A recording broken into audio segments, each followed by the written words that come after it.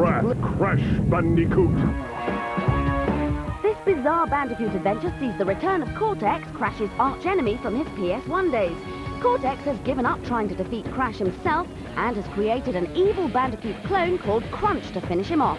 However, Crunch needs special elemental masks to function, and if Crash can find them first, Cortex's plans will be ruined forever. The gameplay is largely unchanged from the PlayStation originals, with our hero jumping, spinning and dodging his way through restrained 3D environments. This time, however, Crash spends much more time in the air using gliders and jetpacks to grab floating goodies. Crash's cute sister, Coco, will also be a playable character, with alternative vehicles including a trendy micro-scooter.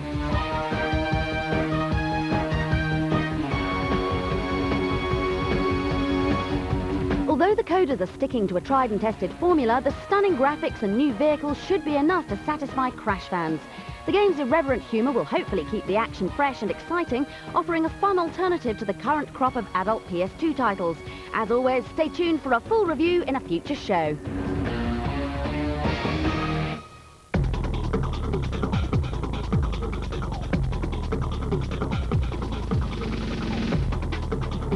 Get your leathers on and adjust your saddle, because it's time for another full throttle tactics. If you're wiped out trying to beat Xtreme G3 on the PlayStation 2, then perhaps we can catapult you into first place with a speedy cheat. To get infinite turbo and shields on this futuristic racer, hold this combination of buttons at the Team Select screen. L1 and R1, L2 and R2, R1 and R2, L1 and L2. A message should appear so that you know that the cheat has worked. Now you can never run out of shields or turbo, meaning that you can easily outrun the computer opponents on every race. Blasting through the opposition to claim first place will now be easy, so try it out and disprove the theory that cheats never prosper.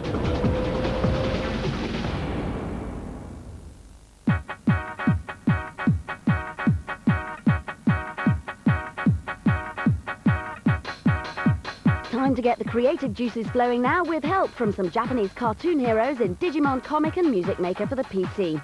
This multimedia package allows budding DJs to generate their own tunes with accompanying videos. Before the action starts, there's a choice of pop, techno, hip-hop or electro to be made. Then the clicking mayhem begins. First, select blocks of audio to mesh together with various rhythms and sounds. Then add some pictures to see your own video in the corner of the screen. Choose from bass or guitar,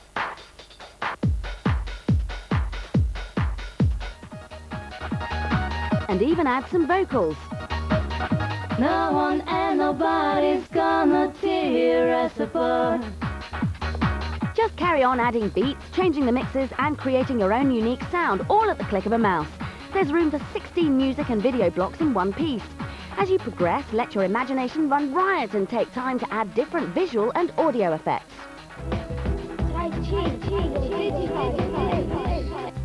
Now sit back, listen and watch your masterpiece come to life.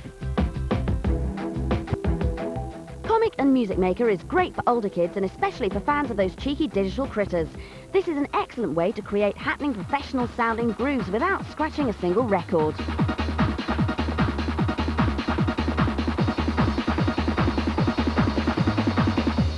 Wicked. Now it's time for a look at the top 10 GameCube titles we can't wait to play.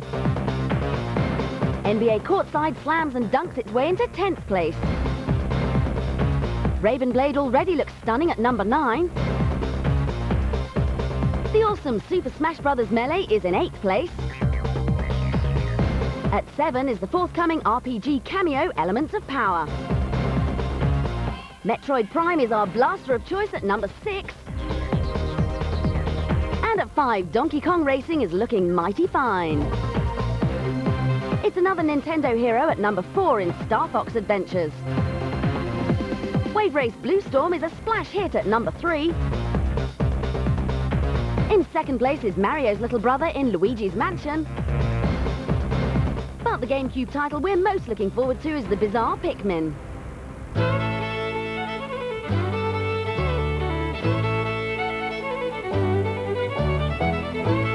If you're a Nintendo fan, Mario Kart will need no introduction. The original comedy racer has already given gamers blistered thumbs on the Super NES and N64, and now Mario and his pals are power sliding to the Game Boy Advance.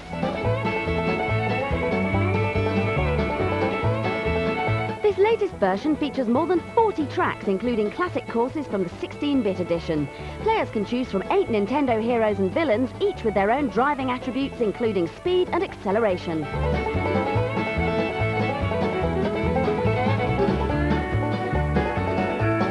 The most exciting feature is the multiplayer option.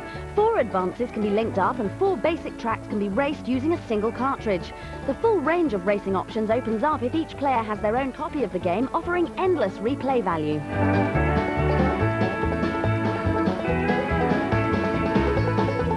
Mario Kart didn't make it in time for the launch of Game Boy Advance, but the extra development time has been put to good use.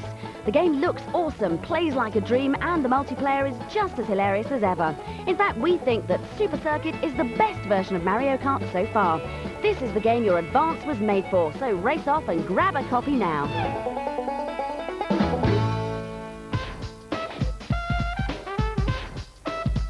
Now that Sega is solely focusing on games development, the company's committed to bringing its best titles to the Game Boy Advance.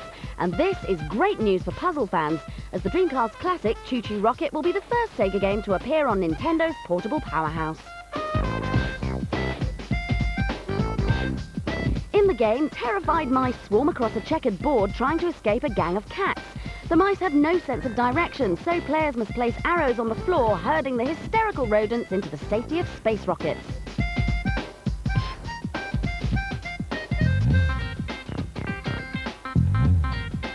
With over 2,500 puzzles to solve and a manic multiplayer mode, Chu Chu Rocket is shaping up to be a great game. The simple action is perfect for the small Game Boy Advance screen, and the nerve-shredding puzzles are ideal for gamers on the go. We'll have a full review of this promising title in a future show.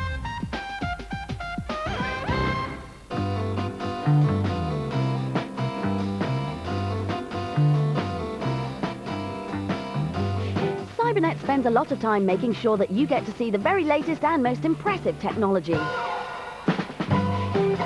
But now we're going to take a nostalgic look back and show you technology from the past, including some classics that you may have forgotten about. This is the Museum of Dead Computers, and here you can relive the glories of the Spectrum, the delight of the Acorn, or the sheer processing power of the Commodore 64. Seeing these ancient computers is very interesting, and if you're a complete geek, you might like to examine the processing boards in detail. And if you were lucky enough to own one of these machines, then chances are you played games such as this. Don't laugh, these nostalgic games can be downloaded from 21stcentury.co.uk, an online showcase of technology old and new. This site contains some of the very latest high-tech 21st century spec goodies and gadgets. But for gaming freaks like ourselves, these retro titles are what caught our eye. Do you remember this? Yes, it's the classic Rubik's Cube. And as if the original cube wasn't difficult enough, you can choose to play with a wooden one, a brick one, or a very strange one. At Andy's computer collection, you can't play the games, but you can sit back and contemplate some classics such as Puck Monster and Bank Raid. And you can savor the delights of the classic and now highly collectible Game & Watch series. These mini handheld games were hugely popular in the 1980s, and even Mario made an appearance. So next time you're dreaming about getting your hands on a GameCube or Xbox, just think it all started here. And if you can remember that far back, then you're very old indeed.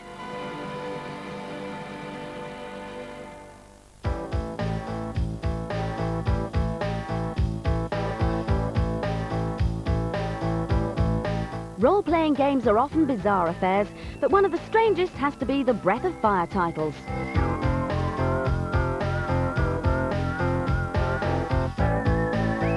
And now the latest in this surreal series has reached our TV screens. Breath of Fire 4 is the second on the PlayStation, so can it live up to its illustrious predecessors? Well, once you've taken control of Ryu, a young boy obsessed with fishing, yes, we said fishing, you embark on a journey that stretches the most imaginative mind to its limits. gameplay will be familiar to RPG fans as you must face monsters and ogres in turn-based battles.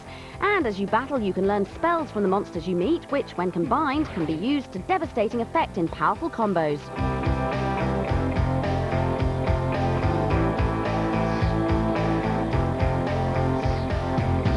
With its manga-style characters and animation, this is a fine-looking game, although some of the conversation scenes are a little long and the battle sequences can spring themselves upon you without warning.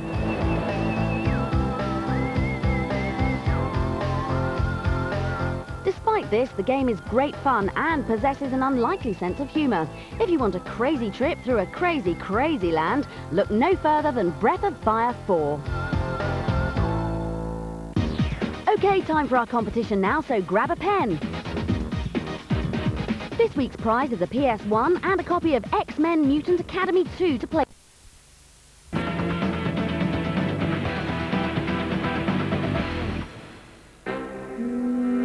Welcome to the eerie world of young Cyprien, an orphan with a dark and sinister past.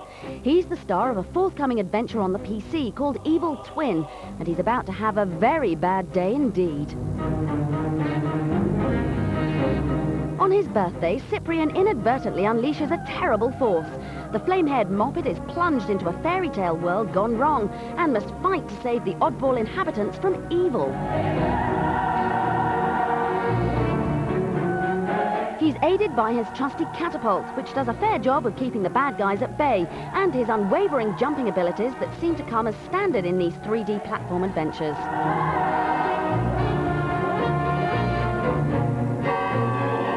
Pick up enough icons, however, and you'll be able to transform into a high-powered version of Cyprien, bestowing brand new and powerful attacks.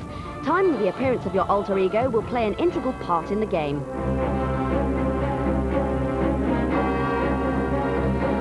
Although the game has a cartoony look, this adventure will be much darker than it may appear, with a storyline better suited to an older audience. At this stage, the gameplay is also deceptively tricky.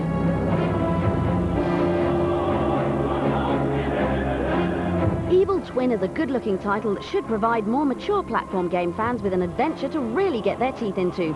We'll let you know nearer its release.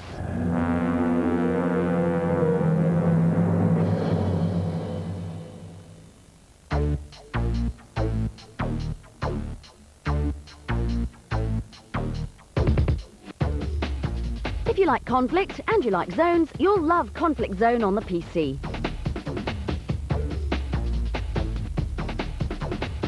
The blend of strategy and action works well in this complex title, and it's a lot of fun. But beating this quirky game is harder than teaching a snake to use a hula hoop, so perhaps a cunning tactic is in order. A fairly simple one this. When playing the game, press C to bring up the message window, then push backspace and type WIN, that's W-I and N. You'll then automatically be whisked off to the next level. So whether you're stuck on a particular scenario or just want to skip to the lovely FMV, you'll now have no problems.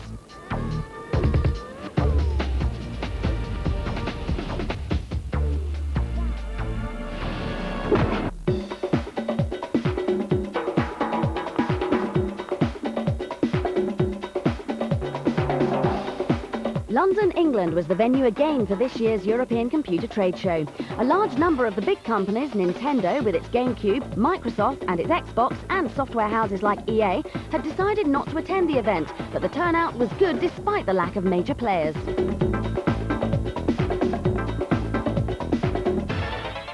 Titles with movie connections continue to attract the attention of software developers. It's a lot easier to sell a game when everyone has already heard of the main character.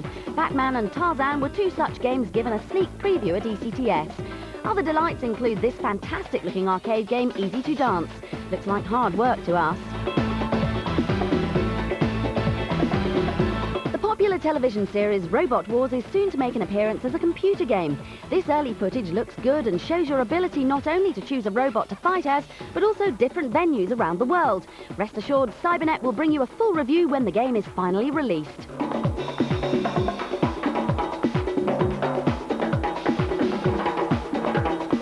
One of those absentees from ECTS was Nintendo. They held their own event and had the first GameCubes in Europe available to actually play on. Super Smash Bros. Melee, following on from the hugely successful N64 game, was brilliant fun to play, and NBA Courtside 2002 had incredible-looking graphics. The Game Boy Advance wasn't forgotten either, with a host of new titles including Advance Wars.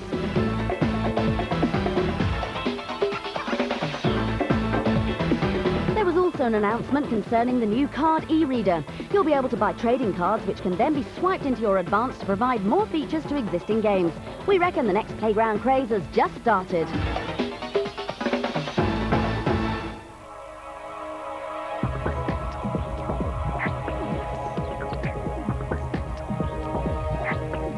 We move up a gear now with a couple of racing titles that pit machines against the elements. First up is Paris-Dakar Rally on the PS2.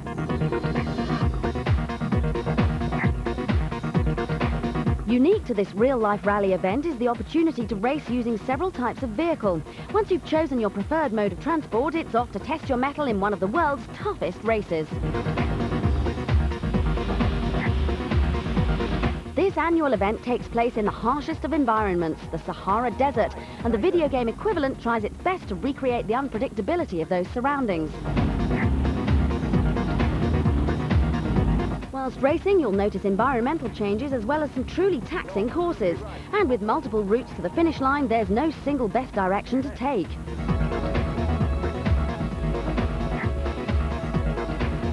Paris-Dakar Rally should appeal to driving fans who like a little variety. It can be lonely out there on the sand, but then no one ever said endurance racing was a social experience.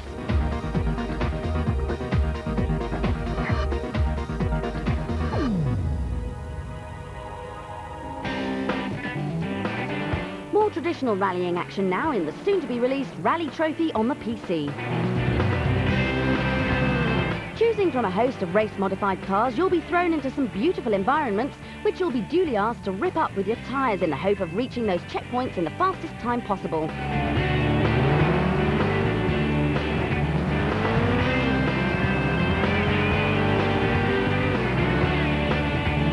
Vehicle damage will play an important role with the various dents and buckles you pick up, not just providing visual realism. You'll also have to adapt to the acute changes in the handling that they cause, which is particularly tricky in these weather conditions. This preview footage reveals an abundance of camera angles at your disposal, but some reduce the frame rate quite considerably. Let's hope these problems are rectified for the final version, which we'll review soon.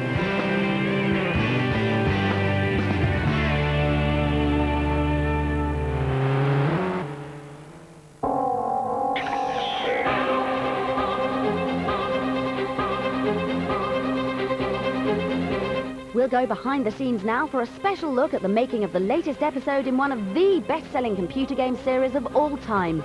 The original Myst and Riven games proved hugely successful, but now with a new software team producing the sequel, Myst 3 Exile, we went to meet the two men most responsible for the game and asked them how difficult it was to deliver a worthy successor. There's a tremendous amount of pressure because Presto Studios is a new developer to the Myst line. Myst and Riven were originally done by a company by the name of Cyan, and they set the bar, they set the standard very high. So coming in as new developers, you know, we really had to rise to the occasion. Myst 3 picks up the story 10 years after Riven, and Atris and Catherine have moved to their new home on Tamana. They have a new baby daughter, and Atris has written a new age, and you're sort of invited back again as a visitor to come explore this age. The design of the game's 5 new ages would prove to be just as important as the story. Each one was designed by a separate team of artists. In coming up with the ideas for the ages, we first started developing just visual ideas. You know, what would be an interesting world to go to? And as the months progressed, we actually came up with, you know, 4 or 5 main ideas that were distinct enough from each other that we decided to pursue for the game. In terms of building the worlds, we used a tremendous number of polygons. They're incredibly realistic. Every single stone or rock in the world is unique. In terms of the graphics, we've chosen to use photorealistic, pre-rendered graphics displayed through a real-time technology. And what that allows us to do is create photorealistic worlds but let the player look 360 degrees around themselves. For these worlds to seem realistic, they needed life. So each individual creature had to be modelled from the pre-production sketches, animated to move realistically, and then given colour and texture to bring the scene to life. For the human characters in the game, the developers decided to use full-motion video. This meant independently filming actors like Academy Award nominee Brad Dourif, Atris's evil adversary, and adding them to the game at a later stage. We shot on 2 stages for an entire week, and we used very professional gear, and we were able to reverse engineer shooting these people on video and then putting them into the 3D world. And so the marriage of these beautiful photographic worlds with this real live character is totally convincing. These people are walking around in these ages. What made the original game so accessible was the quality of the game's puzzles. In the Myst series, puzzles are the gameplay, and much of the new game's success would depend on these. The puzzles in Myst 3 are very similar to the puzzles in Myst and Riven. There's a traditional style that's set there. The puzzles themselves are mechanical in nature, they are organic in nature, many of them are visual, many of them are sound. There's a tremendous amount of variety. As well as custom creating the sound effects, the developers recorded the game's music using a 51-piece orchestra to give this adventure game a final touch of class. Adventure games have really only started, they've only come about in the last 15 years. And it was 7 years ago that Myst came out and redefined the genre. And we really want Myst 3 to be the definitive adventure game of all time. To see whether Myst 3 Exile lives up to its expectations, keep watching Cybernet for our definitive review coming soon. That's it for another show, but Cybernet will be back with even more fantastic games and features from around the world soon. Don't forget to try our competition to win a console. Until next time, here's another chance to see some more of F1 2001 on the PS2. Keep watching Cybernet.